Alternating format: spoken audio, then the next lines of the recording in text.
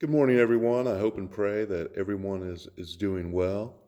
This morning, I just want to encourage and urge everyone um, to stay in contact with your friends, with your family, with your loved ones, especially in this time of social distancing. We really have to remember that. But even before the coronavirus came about in our, let's call it, normal lives, we need to remember and not take anything or anyone for granted.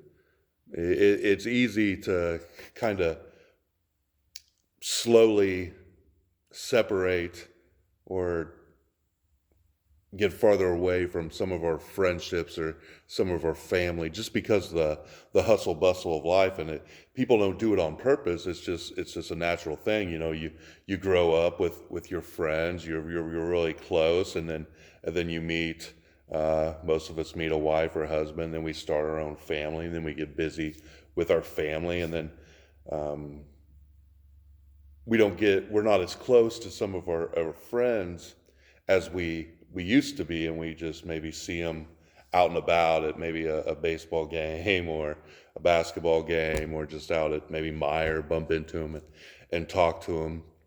Well, um, I'm here to encourage you to try to keep those relationships as close as you can for as long as you can. Same goes with your parents and your immediate family, your brothers, your sisters, and your children. Don't be afraid to tell them that you love them. Don't be afraid to hug them. I know it's hard, especially during this period, this awkward time. But go by, social distance, visit them, send them letters, call them. Just let them know that you do love them, and that you care about them, and just don't take the time for granted, because we always think, well, there's going to be next week. I can talk to them next week. I can say what I feel tomorrow or the next day. Well, in this short life, there might not be a tomorrow for them or us, and we have to remember that relationships are wonderful, and we need to keep those together as long as we can, and don't be afraid to show that emotion to your kids. Don't be afraid to tell them you love them. Don't be afraid to tell your parents you love them. Don't be afraid to tell your friends that you love them or hug them. Um, just a little bit of an encouragement today to keep that going. I'm going to talk a little bit about today how God works all things together for good. And in all things, I do mean all things. A couple messages ago, I talked about not being in the bondage of the fear of death, meaning don't let death run your life, or the fear of death run your life. Now, of course, there's natural instincts that kick in some of that, but that's a longer story than we got time for today. But what I'm talking about is God works all things, and even that. And you're going to say, Brad, well, that's crazy, and don't take this the wrong way. It's very, very sad, and that's okay to be sad about it. But when they're going to heaven, they truly are in a much better place. Truly are in a much better place.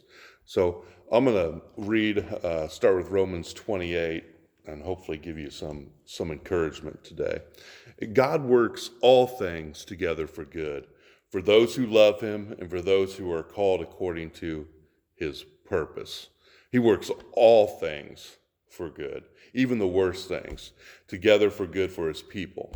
We need to keep that in focus. And if we are unable to see that, if we are still struggling with some of those emotions or some battles in our life, then it kind of gets in our way, and we can't possibly see or think or imagine the good that can come from some of these things. Then we need to keep this in perspective, that the sufferings, and this is from Romans 8 and 18, that the sufferings of the present time are not worthy to be compared with the glory we shall see. As difficult as it gets in this lifetime, we have the promise and the hope of eternal life with Christ.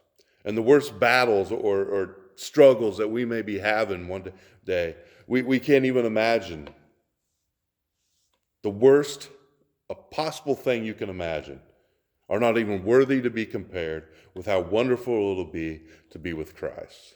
Not worthy to be compared. And we cling to these things, and I'm clinging to these things.